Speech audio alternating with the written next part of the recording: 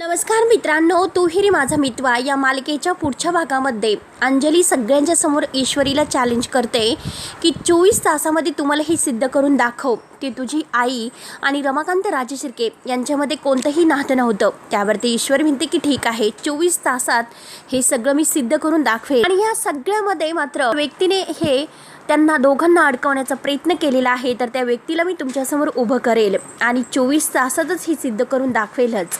तेव्हा वल्लरी तर खूपच घाबरते आणि ईश्वरीकडे पाहत असते। अंजलीसुद्धा आता ईश्वरीने स्वीकारलेलं चॅलेंज बघून आता तर खालीच पाहते। तेव्हा मात्र आता रमाकांत वल्लरीच्या समोरच उभा असतो। अर्णव ईश्वरीकडे पाहत असतो। सगळेजण ईश्वरीकडे पाहत आहेत, नक्की आता ईश्वरी सुप्रियाला आणून या सगळ्यांच्या समोर काय सिद्ध करणार आहे। एकतर अर्णवचा जीव तिने वाचवलेला आहे, परंतु पुढे आता नक्की काय होणार आहे। अर्णव आणि ईश्वरी एकत्र कसे येतात, वल्लरीने केलेल्या पापाचा पर्दाफाश कसा होतो, हे आपण आता सविस्तर बघणार आहोत। मित्रांनो, व्हिडिओ शेवटपर्यंत बघत राहा।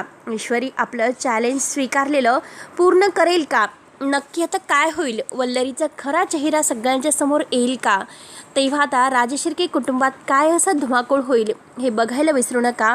तोपर्यंत धन्यवाद।